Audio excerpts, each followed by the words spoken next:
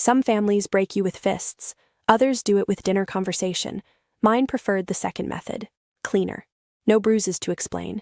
Just a girl sitting at a mahogany table in a Park Avenue dining room, shrinking a little smaller with every holiday, every offhand remark, every pitying glance exchanged over the good china. My name is Amelia Hartstone, and for 20 years the people who were supposed to love me the hardest convinced me I was the least worthy person in every room I entered. But here's the thing about being invisible: you see everything. And eventually, what you see changes the whole game.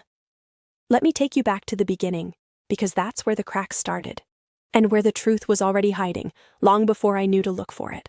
The Hartstones were old money Manhattan, not the kind of wealth you stumble into, the kind that's built brick by brick, deal by deal, by someone too stubborn to quit. That someone was my grandmother, Clara Hartstone. In 1965, she opened a single real estate office in Brooklyn with a typewriter, a rotary phone, and more nerve than any man on the block knew what to do with. By the time I was born, Hartstone Properties was a commercial empire. Shopping centers, office towers, mixed-use developments across 3 boroughs. $92 million.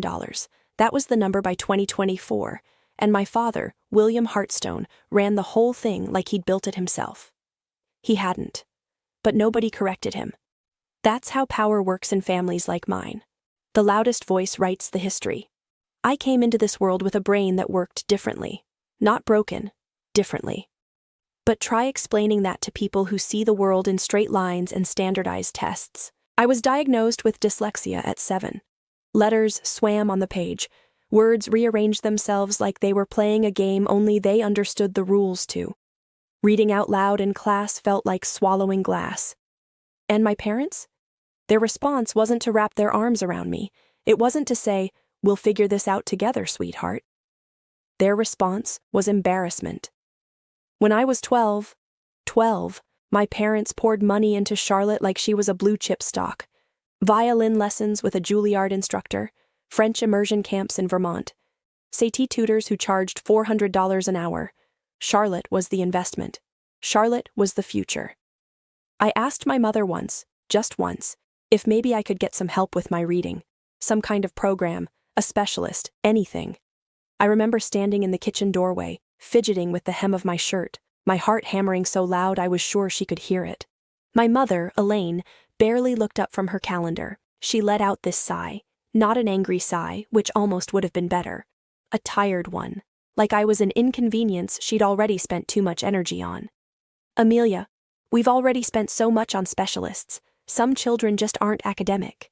I was 12 years old, and I believed her. Why wouldn't I? She was my mother. Mothers are supposed to know you better than you know yourself. So when mine looked at me and saw not enough, I accepted it the way you accept gravity. It just was. So I stopped asking for help. And I started helping myself. Audiobooks became my oxygen. I devoured them. History, science, business theory, novels thick enough to use as doorstops. While Charlotte sat in tutoring sessions being spoon-fed information, I was building my own system from scratch. Visual notes, color-coded flowcharts, diagrams that turned abstract ideas into something my brain could grab hold of and understand. Teachers didn't get it. My parents certainly didn't. But it worked. Quietly, stubbornly, imperfectly. It worked. And then there was Sunday. Every Sunday afternoon, while my parents took Charlotte to recitals or networking brunches, I'd ride the subway to the Upper West Side and knock on my grandmother Clara's door. Her apartment smelled like Earl Grey and old books, and something about stepping inside that space made the knot in my chest loosen just enough to breathe. Clara never handed me a textbook. She told me stories. She explained compound interest through the tale of a Brooklyn baker who saved nickels during the Depression. She taught me negotiation tactics by recounting how she'd outmaneuvered a room full of men in 1972 who refused to shake her hand. She made the world make sense in a way no classroom ever had. One afternoon, I must have been about 14, she reached across her kitchen table and covered my hand with hers. Her skin was paper thin by then, mapped with veins and age spots, but her grip was iron. "Amelia," she said, and her voice had that quality it got when she wanted me to really listen. "You read slower than most, but you see things others miss entirely. That's not a disability, sweetheart. That's a different kind of vision. I didn't fully believe her then. How could I? I'd spent years marinating in a household that treated me like a footnote, but I held on to those words the way a drowning person holds on to driftwood, not because it could save me yet, but because it was something to hold. Christmas 2018. I was 22. The whole family gathered around our dining table. Aunts, uncles, cousins, the usual suspects dressed in cashmere and self-importance. The chandelier threw golden light across the room, making everything look warm and perfect. The Heartstones were very good at looking warm and perfect. My father stood at the head of the table, raised his wine glass, and the room fell silent the way it always did when William Heartstone decided to speak. "I'm thrilled to announce," he said, his chest practically inflating, "that Charlotte has been accepted to Harvard Law School on a full scholarship." The room erupted. Applause, gasps, champagne glasses clinking. My aunt reached across the table to squeeze Charlotte's hand. My uncle whistled through his teeth. Charlotte beamed, that practiced photogenic beam she'd perfected by age 16. Then my father's eyes drifted down the table, landed on me. The warmth drained out of his voice so fast you could almost hear it hit the floor. "And Amelia." He paused, not for dramatic effect, for dismissal. "Well, Amelia is also here." A ripple of laughter moved through the room. Soft, uncomfortable. The kind of laughter people offer when they're not sure if something is a joke, but they don't want to be the one who doesn't laugh.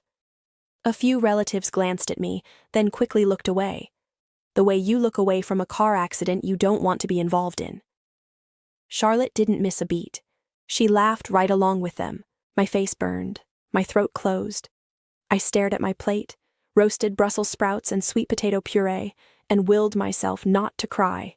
Not here, not in front of all of them. Under the table, a hand found mine.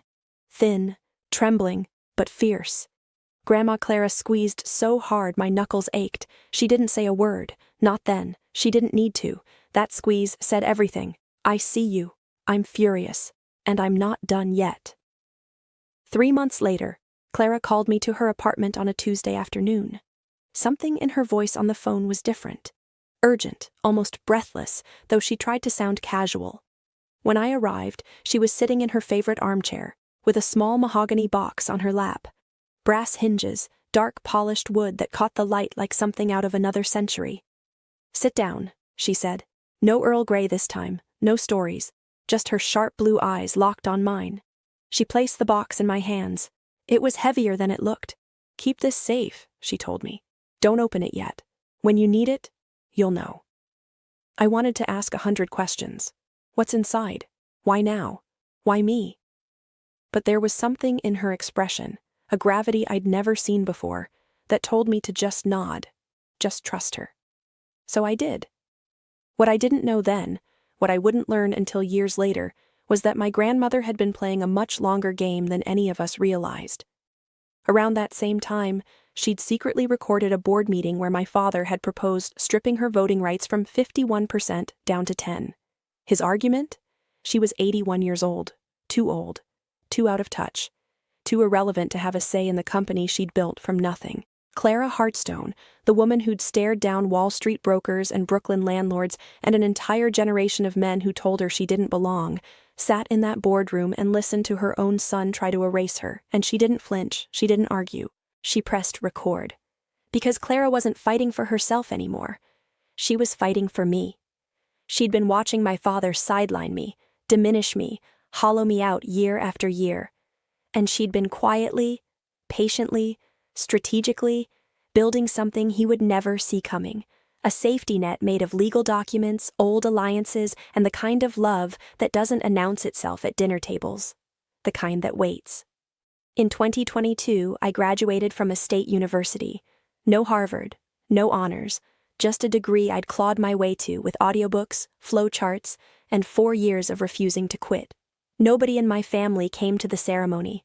I applied for a position at Heartstone Properties because despite everything, despite the years of being told I wasn't enough, some stubborn, unkillable part of me still wanted to prove I belonged there, that the company my grandmother built had room for me too. My father hired me as an administrative assistant, $42,000 a year, a metal desk, a cubicle by the copy room. That same month, Charlotte joined the company as chief legal counsel. $280,000, corner office, bonuses that probably exceeded my entire salary. I wasn't invited to a single meeting, never shown a single contract, never asked for my opinion on anything more significant than the toner supply.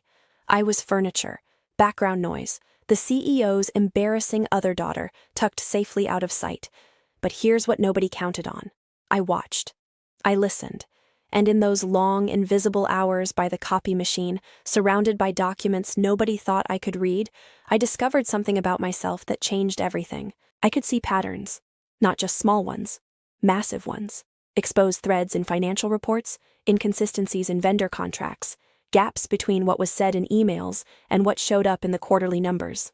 My brain, the same brain they'd called slow, deficient, not academic, could look at a wall of data and find the one thing that didn't belong. Like a puzzle piece turned the wrong way. I couldn't always explain it in words, but I could feel it. Every single time. The slow one was seeing things nobody else could see. And nobody was watching her do it. April 2024. 2 years into my role as the family ghost. The email arrived on a Tuesday. One of those ordinary, forgettable Tuesdays that doesn't warn you it's about to detonate your entire life. I was at my metal desk, eating a granola bar for lunch because I'd already burned through my grocery budget for the week, when my inbox pinged.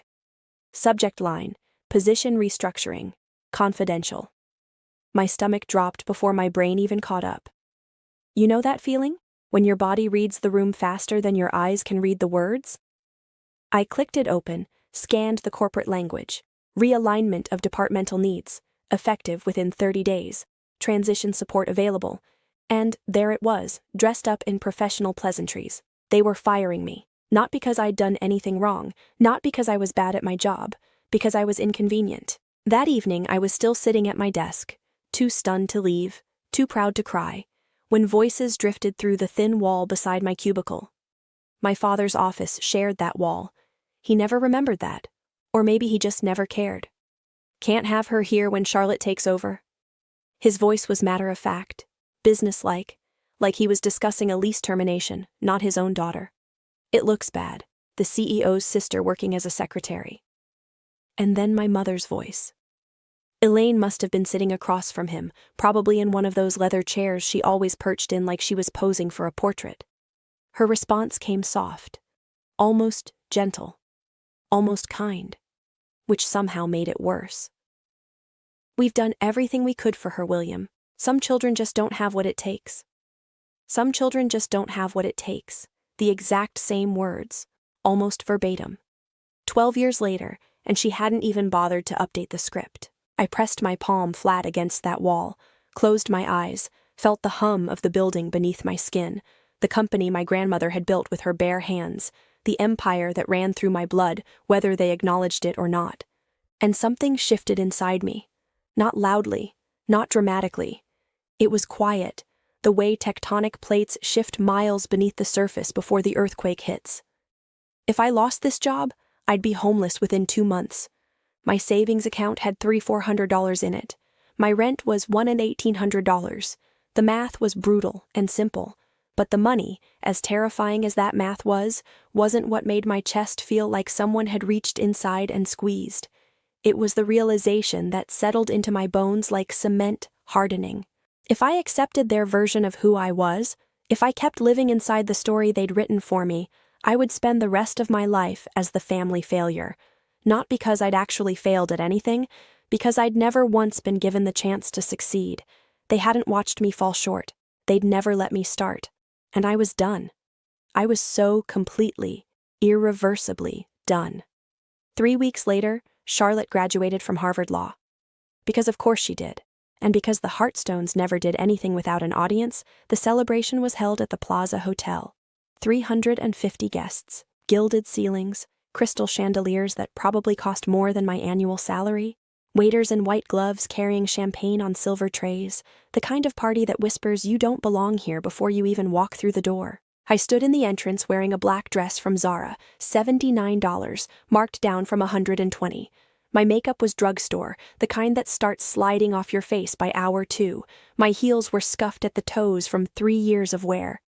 Around me, women floated past in Valentino and Oscar de la Renta, trailing perfume that probably cost more per ounce than my shoes. I barely made it 5 steps before my mother materialized in front of me. Elaine had a gift for that, appearing exactly when you didn't want her, saying exactly what would hurt the most, all while smiling like she was doing you a favor. Her eyes traveled down my body, slow, deliberate. From my drugstore mascara to my scuffed heels, cataloging every inadequacy with the precision of an appraiser surveying a property that wasn't worth the investment. "You'll be at table 27, she said, near the service entrance. She smoothed an invisible wrinkle from her own gown. Chanel, if I had to guess. "Tonight is Charlotte's night. Whatever resentment you think you're entitled to, keep it to yourself." She walked away before I could respond. Not that I had a response. What do you say to your own mother when she seats you next to the kitchen like luggage she couldn't check? I found table 27. It was exactly where she said it would be. Tucked in the far corner, so close to the service door that every time a waiter came through, I caught a blast of warm air and the clatter of dishes being stacked. My table mates were distant cousins I'd met maybe twice, and a business associate's wife who spent the entire evening on her phone. At 8:30, my father took the stage. The room fell silent. 350 faces tilted upward, glowing in the chandelier light, hanging on every word like he was delivering gospel. "Effective immediately," he announced, and his voice swelled with the kind of pride that fills a room and leaves no oxygen for anyone else. "Charlotte Hartstone will inherit my entire estate upon my passing. This includes our Park Avenue residence, our investment portfolio, and, most importantly, the position of CEO of Hartstone Properties upon my retirement." Standing ovation. 350 people rose to their feet. Applause crashed through the room like a wave. Champagne glasses lifted. Charlotte stood at the head table, radiant, tearful, perfect, accepting the future like it was a crown being placed on her head.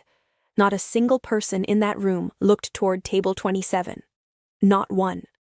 I sat there with my hands in my lap, watching the celebration unfold like a movie I wasn't cast in, and I felt something I hadn't expected. Not anger, not jealousy, just a vast, hollow stillness.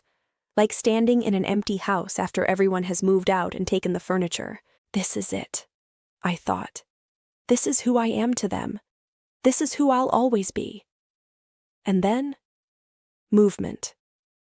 Through the sea of standing bodies and clinking glasses, a man was walking toward me. Silver-haired, late 60s, maybe 70. Impeccably dressed in a charcoal suit that didn't scream wealth but whispered it. He moved slowly, deliberately, like a man who had timed this moment down to the second.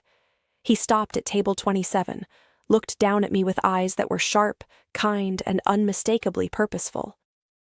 "My name is Jonathan Ellis," he said. His voice was calm, steady, the voice of a man who'd spent decades in courtrooms. He reached into his jacket and produced a cream-colored envelope. Thick, expensive paper. Sealed with red wax. Actual red wax, like something out of another era. "I was your grandmother's lawyer," he said. "She left something for you, with very specific instructions about when to deliver it." He placed the envelope in my hands. It was warm from being inside his jacket. Heavier than paper should be. "Mrs. Clara told me to give this to Amelia on the day William shows her exactly who he is." His gaze held mine, steady, unwavering. "I believe that just occurred." Then he nodded once, a small respectful bow, and disappeared back into the crowd, like he'd never been there at all. I stared at the envelope. My name was written on the front in Clara's handwriting.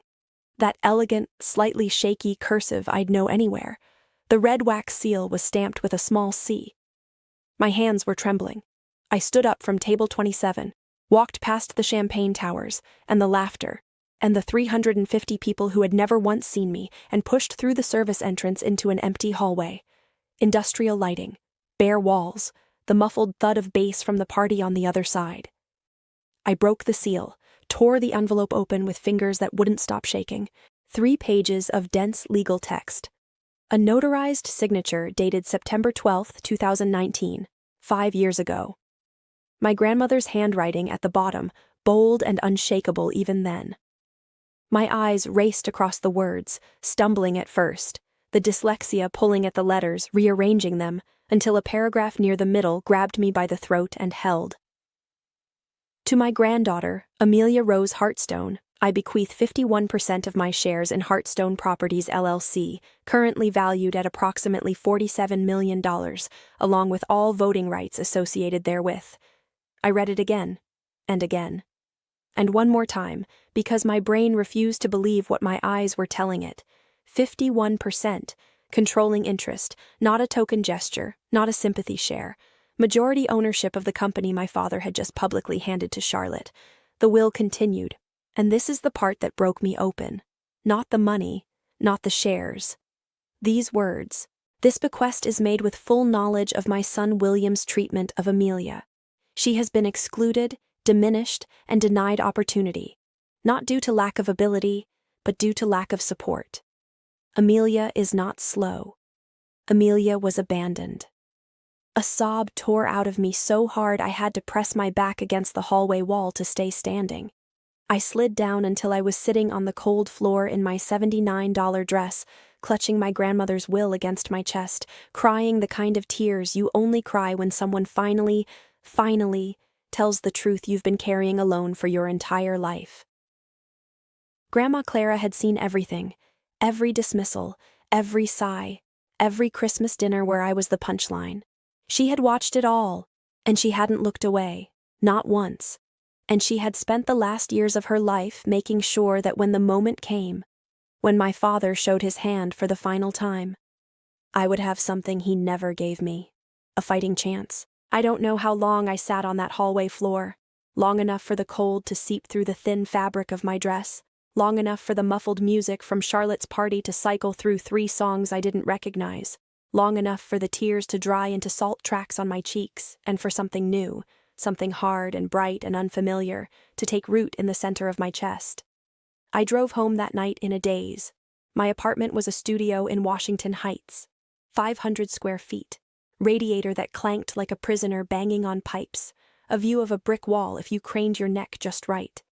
But when I walked through that door, I didn't see any of it. I went straight to my closet, reached behind the winter coats I never wore, and pulled out the mahogany box with brass hinges that my grandmother had given me 5 years earlier. Don't open it yet. When you need it, you'll know. I knew. My hands were steadier now. Something about reading that will, about seeing my own name written in my grandmother's hand next to words like controlling interest and voting rights, had burned away the trembling. What was left felt like steel. I lifted the lid. Inside, a handwritten letter on Clara's personal stationery, cream-colored, monogrammed with her initials in navy blue.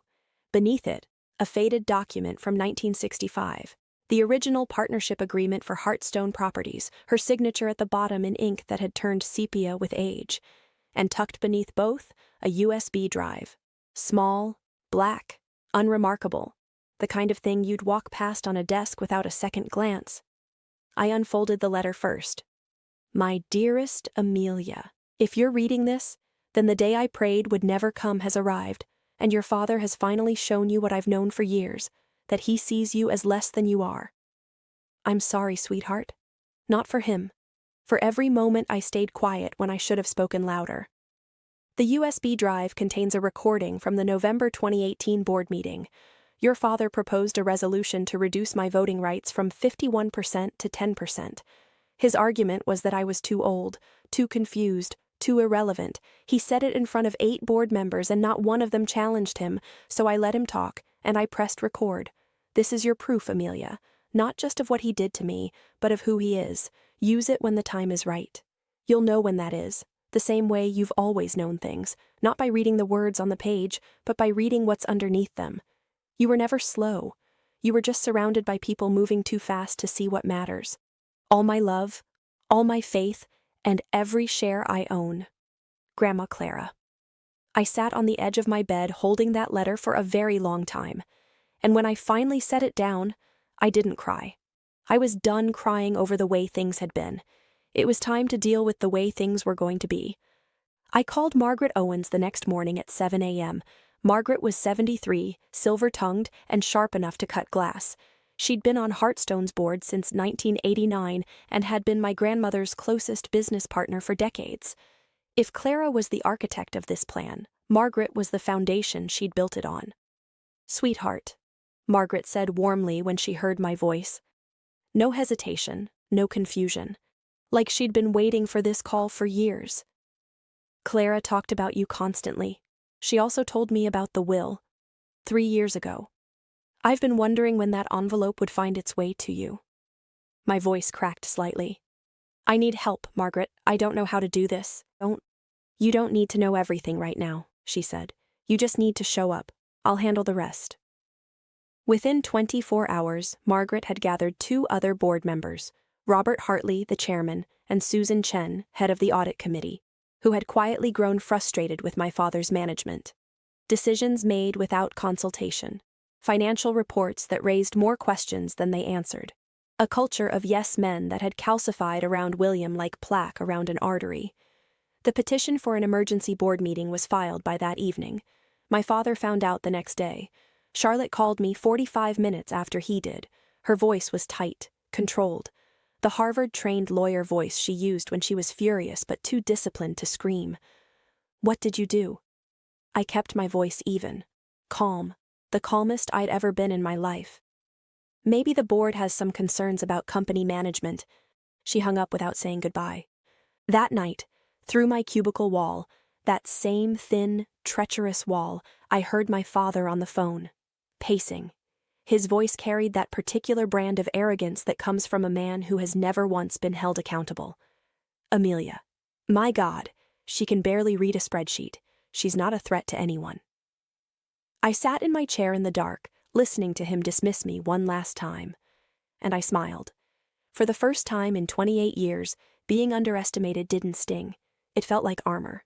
Every condescending remark, every rolled eye, every time they'd looked right through me, all of it had made them blind to who I actually was. And blind people don't see what's coming. The boardroom at Hearthstone Properties was designed to intimidate. Polished walnut table long enough to land a small aircraft. Leather chairs that cost more than most people's first cars. Portraits of past executives lining the walls in gilded frames, men in dark suits staring down with that particular blend of authority and self-satisfaction. And above the fireplace watching over everything, my grandmother Clara, oil on canvas, her blue eyes sharp even in paint, her mouth set in that expression I knew so well, not quite a smile, but something knowing, something patient, like she'd always known how this story would end. I stood at the far end of that table in a borrowed blazer Margaret had lent me and a portfolio I'd found at Goodwill for $12. My heart was slamming against my ribs so hard I could hear my own pulse, but my hands were still. My voice was ready. My father sat at the opposite end. He looked at me the way he always had, like I was a minor inconvenience that had somehow wandered into the wrong room. He opened his mouth to speak, presumably to dismiss me before I could begin. Robert Hartley cut him off. "Miss Hearthstone has the floor." The silence that followed was delicious. My father's mouth closed, his jaw tightened, and for the first time in my life, he had to sit there and listen to me. I placed the will on the table. Jonathan Ellis, seated to my right, authenticated it on the spot. Original signatures, notarization seals, everything airtight and unchallengeable. My father's face shifted. The color drained first, then rushed back in a mottled red. He leaned forward, both palms flat on the walnut. "My mother was manipulated," he said. His voice was hard, but something underneath it was fracturing. "She was elderly, she was confused, she didn't know what she was signing." I didn't argue with him. I didn't need to. I picked up my phone, opened the audio file from the USB drive, and pressed play. His own voice filled the boardroom. Clear, unmistakable, recorded on a November evening in 2018, time-stamped and undeniable. "Clara is 81 years old. She doesn't understand modern business. She hasn't contributed a meaningful idea in a decade. Reducing her voting rights isn't personal. It's practical." The recording played for 2 minutes and 37 seconds. Nobody moved, nobody breathed. 8 board members sat frozen, listening to the CEO of Hearthstone Properties argue for stripping his own mother, the woman who'd created the company, of her power, her legacy, her voice. When the recording ended, the silence wasn't just silence. It was a verdict. The board voted 7-4. No confidence in William Hartstone as CEO. He stood slowly, straightened his tie. That reflexive gesture of a man who still believed appearances could save him. He walked toward the door without a word, but as he passed me, he stopped. He looked at me. Really looked at me. For what felt like the first time in my entire life, my father actually saw me. Not the slow one. Not the secretary. Not the embarrassment seated at table 27. And what I saw in his eyes wasn't rage. It was recognition. The devastating, too-late understanding that he had underestimated me so completely, for so long, that he had lost everything he thought was permanently his. He walked out. I let him. I didn't chase him down the hallway to gloat. I didn't deliver some devastating one-liner. I didn't need to. My grandmother had raised me to be fair, not cruel, and mercy. As Margaret whispered to me afterward, squeezing my hand the way Clara used to, mercy was the ultimate power move. Anyone can destroy a person when they're down. It takes a different kind of strength to hold the blade and choose not to swing it. 6 months later, I moved into a one-bedroom apartment in Brooklyn Heights. Hardwood floors, morning light that poured through the windows like honey, a kitchen big enough to actually cook in. My new title was Director of Sustainable Development at Hartstone Properties. Salary, $185,000, plus dividends from my shares. Margaret and I spoke every other week, guiding the company through its transition together. Carefully, thoughtfully, the way Clara would have wanted. Charlotte and I started getting coffee on Saturday mornings. Awkward at first, painfully so. Two women who'd grown up in the same house but lived in completely different realities, trying to find common ground across a lifetime of damage neither of us had chosen. She told me things I hadn't known, the pressure she'd carried, the impossible weight of being the golden child, the terror of knowing that if she ever stumbled even once, she'd lose everything. We'd both been trapped by our parents' story, Charlotte in the gilded cage of expectation, me in the basement of erasure, different prisons, same architects. We didn't pretend the past was okay. We didn't hug it out over lattes and call it healed. Some wounds don't heal that clean. But we were writing something new, sentence by sentence, Saturday by Saturday, and for the first time, we were writing it together. On the wall of my Brooklyn apartment, I hung my grandmother's portrait. Not the formal oil painting from the boardroom. A photograph, black and white, slightly faded, of Clara standing outside her first Brooklyn office in 1965. Young, fierce, smiling like she already knew what was coming. She didn't leave me 51% of a company because I was better than Charlotte. She left it because she knew I wouldn't let power do to me what it had done to my father. She trusted me, not with her money, but with her legacy. And that distinction meant everything. Dyslexia isn't my flaw. It never was. It's part of how I'm built, woven into the same wiring that gives me my visual memory, my patience, my ability to see patterns others walk right past. The very things that made me slow in my parents' eyes were the exact things that let me see the truth when everyone else was too busy looking away. So if you're reading this and you've ever been the overlooked one, the one they whispered about at family dinners, the one they planned around instead of planned for, the one who was told in 1,000 small and devastating ways that they simply didn't have what it takes, I need you to hear me. You don't need a secret inheritance to prove your worth. You don't need a dramatic boardroom showdown or a grandmother with a mahogany box and a master plan. You just need to stop. Stop. Waiting for approval from people who are never going to give it. Stop performing for an audience that refuses to clap. Stop shrinking yourself to fit inside someone else's story about who you are.